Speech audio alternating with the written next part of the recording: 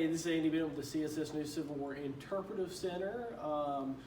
Grocery stores with the bread being scant and the kids being at home, I figured out today we'll give you a simple bread recipe you can make at home and talk a little bit about the history of chemical leaveners. Before the invention of chemical leaveners, of course, we're having to use yeast. Some people are used to making yeast bread at home, and you can buy that active dry yeast at the grocery store and try that out. But we're talking about chemical leaveners.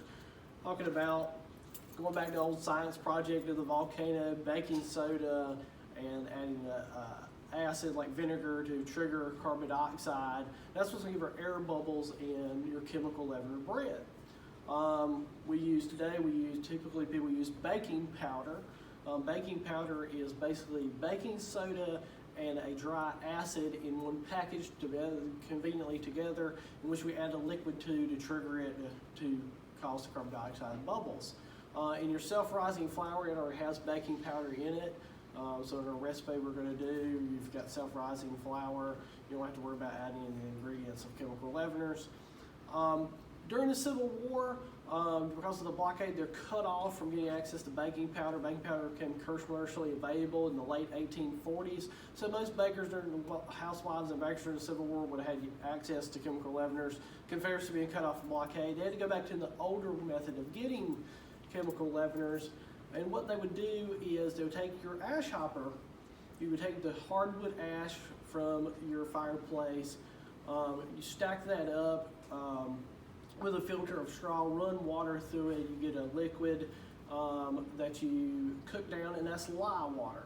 And that, you know, you're used to making lye soap and use that for other methods, but if you let it crystallize down and then bake it, you get pearl ash, and that's a chemical leavener very similar to baking soda. Okay, we're going to get right into our recipe, right? What you're going to need is 3 cups of all-purpose flour, or like I said, if you have self-rising flour, you can self-rising flour. We're going to need 2 teaspoons of baking powder, 2 teaspoons of salt, and 1/4 of a cup of sugar. All right, we're going to take our bowl. We're going to add all those dry ingredients together. We'll put our flour. And it doesn't matter which order you put them in, you just need to all get in there, right? We just need to mix those up well, right? Okay, we're gonna move down here. If you don't want to do this in a bowl and you want the kids to have some fun, you can pre-flour a bag and put it in there, but I'm gonna use the bowl. We need to add our liquid ingredients. The liquid you can add, it's helpful if it has acid content to it. You could go with a beer. This is 12 ounces, so any canned, or for the kids, soda. So I'm using some Mountain Dew and a tablespoon of lemon juice to add an extra citrus kick to it. And we're going to add it in there. Right, and it's already, the acids are reacting with some of that chemical leavener in there. It's bubbling up, right? And we're going to mix that together.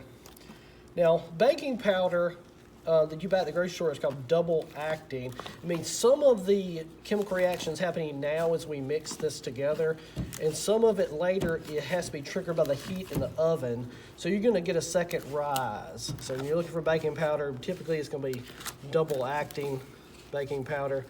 And we're just going to mix this up to a dough. We're going to get our hands in there. That's why maybe you want to use a bag. You're going to need another cup of flour just off to the side, because we want this dough to be not too wet, not too sticky.